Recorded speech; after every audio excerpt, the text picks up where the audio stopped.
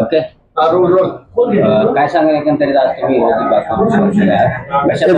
शांत आवश्यक बंद करा. विरोधी पक्ष म्हणून काय भूमिका मांडणार? मी प्रथम पहिलेच माझी आजचा दिवस असल्या कारणानं आपल्याशी हितगुज करण्यासाठी आणि विशेषतः नेमकी माझी भूमिका विरोधी पक्षनेता म्हणून नेमकी काय असावी.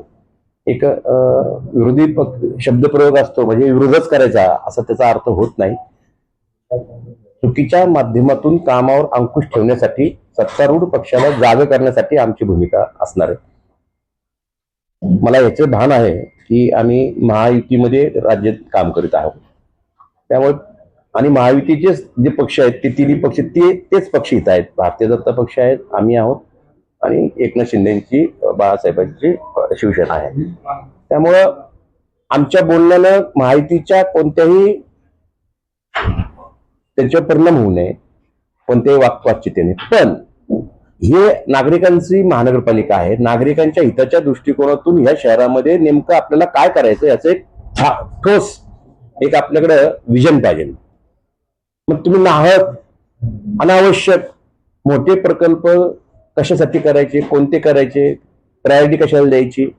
मुळात ज्या पद्धतीने जो पाणी पुरवठा बाबतीत विस्कळीतपणा आहे, पर्यावरणाच्या संदर्भात एकदम म्हणजे ठाम भूमिका नाहीये, नदींची गटारं होत चाललेली आहे, शिक्षण व्यवस्था काही शिक्षणाच्या संदर्भात ठोस उपाययोजना करून शिक्षण तज्ज्ञ माणसांची एक समिती नेमून पुढच्या 15 वर्ष व 20 वर्षाचं प्लॅनिंग करणं अत्यंत गरजेचं आहे.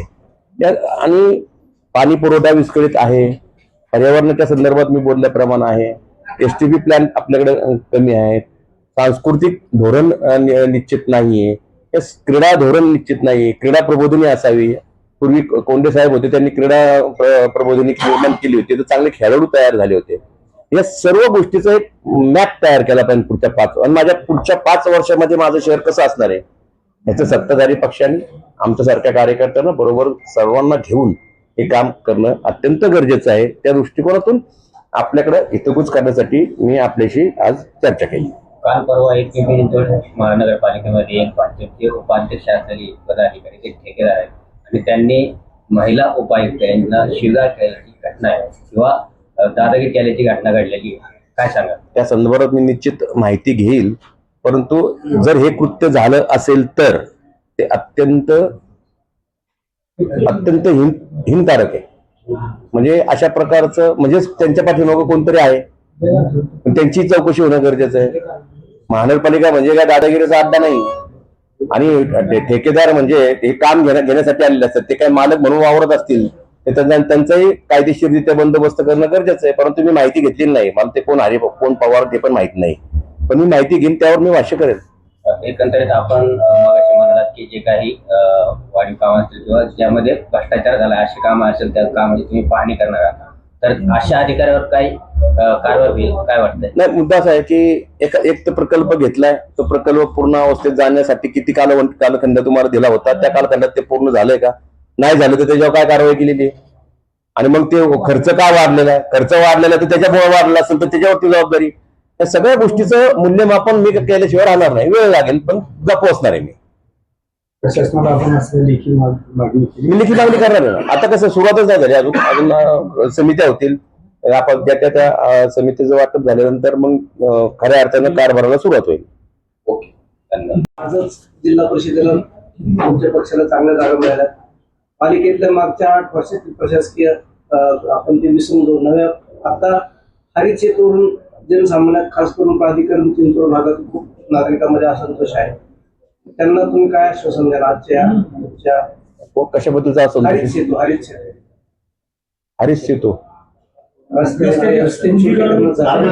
Urban sale. अच्छा, ओके ओके ओके. हा, ह्यांनी स्वतःचे सेतू बांधण्यामध्ये जास्त वेळ घालवला, त्यामुळे ते हरित सेतू बद्दल मी रितसर माहिती घेईल. मी त्या संदर्भात आता भाष्य केलं होतं की कोणतेही रोड करत असताना केवळ डीपी मध्ये पाहून ते तर कराच, परंतु ट्रॅफिक जी लोक आहेत त्यांचे काही तज्ज्ञ समिती नेमून त्यांचे विचार, काही तज्ज्ञ माणसं ह्या शहरात विनामूल्य सल्ला देण्यासाठी तयार आहे.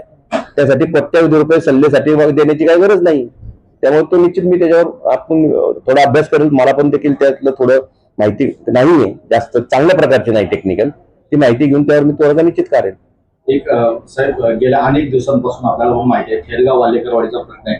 4 ते 5 इलेक्शन तुमचा रिंग रोड हटवला जाईल आणि प्रॉपर्टी कार्ड दिले जाईल, हा मुद्दा प्रत्येक इलेक्शन मध्ये गाजतोय. त्यावेळेस तुम्ही ताणून धरून तो मार्गी लावाल. नाही, तुम्ही म्हणता ते अत्यंत बरोबर आहे.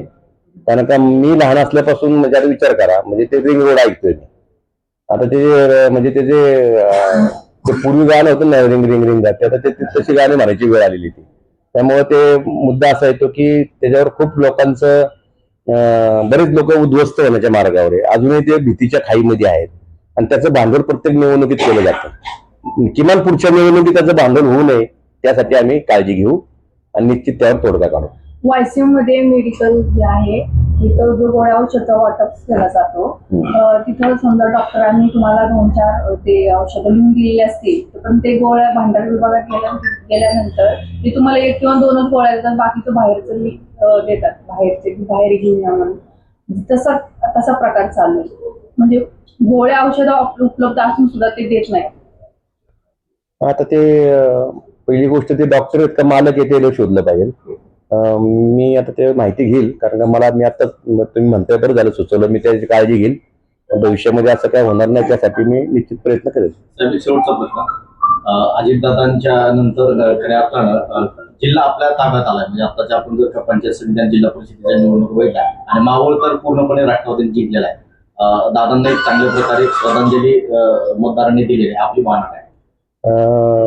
ते काय कधी कधी गड येतो पण सिंह जातो. त्या व्यक्तीप्रमाणे आम्हाला तो आनंद व्यक्त करण्यासाठी मी महानगरपालिकेत मिळालेलं अपयश आणि ते जिल्हा परिषदेने मिळालेलं यश यात आता दादा असते तर खूप त्यांना निश्चितपणे आनंद झाला असता आणि खूप त्यांना हायसं वाटलं असतं. पण त्यांच्या रूपानं आता गेलेली व्यक्ती कधीच पुढे परत येत नसते. त्यांना मी तर म्हणेल तर अजितदादांचं स्वप्न मी जिल्हा परिषदेच्या सर्व सदस्यांचं, तेथील आमच्या आमदारांचं मी तुम्हाला धन्यवाद देतो की तुम्ही खऱ्या अर्थानं अजितदादांना श्रद्धांजली अर्पण केलेली आहे. विरोधी पक्षनेता म्हणजे म्हटलं तर काटेरी पद आहे, म्हटलं तर मानच आहे. भाऊसाहेब भोईर विरोधी पक्षनेते झाले म्हणून अनेक पत्रकारांपासून सर्वसामान्यांमध्ये एक हास्याचं वातावरण आहे. हल्ली विरोध करायचं म्हटलं, खास करून भाजपच्या सत्तेच्या विरोधात तर विरोधी पक्षनेत्याला खूप भीती वाटते. भाऊसाहेब भोईर ज्यांना ज्यांना माहिती आहे त्या लोकांना भाऊसाहेब भोईर आता विरोधी पक्षनेत्याचं चार्ज घेताना काय सांगाल की तुम्ही कशा पद्धतीने तुमची भूमिका निभावाल? नाही, एक तर सर्वात महत्वाचं म्हणजे आमच्याकडे पण मंडळी आहेत. अण्णा बनसोडेंच्या नेतृत्वाखाली आम्ही सर्वजण या ठिकाणी निश्चितपणे काम करीत आहोत. परंतु भ्यायचं नेमकं कुणाला हा मोठा प्रश्न आहे. कुणाला भ्यायचं? का भिणारी भीती दाखवण्याची यादी असेल तर मला सांगा, त्यांचे नाव घेऊन मी सांगतो. नाही, पण भाऊसाहेबांचं शहरामध्ये ओळख आहे की निर्भीड व्यक्तिमत्व आणि अनुभवी आहे. 100% मी निर्भीड असण्यापाठीमागं त्याचं कारण का की म्हणजे मी आयुष्यात कधी चुकीच्या कामांना महत्व दिलं नाही, स्वतः देखील चुकीच्या कामाला प्राधान्य दिलेलं नाही. ती नैतिकता आपल्या अंतर्मनामध्ये असेल तर माणूस तो कधीच कुणाला भीत नाही. आणि निश्चितपणे मी कला क्षेत्रामध्ये देखील आहे, त्याचं देखील भान ठेवेन, त्याचं देखील पावित्र्य ठेवेल. आणि सर्वात महत्वाचं म्हणजे येणाऱ्या कालखंडामध्ये चुकीचं असेल तर किती कुणी कोणत्याही पक्षाचा आणि किती कुणी मोठा नेता असेल तर मी ते कदापि त्या गोष्टी होऊ देणार नाही. आणि निर्भीडपणे मी माझं लहानपणापासून मी निर्भीडच आहे.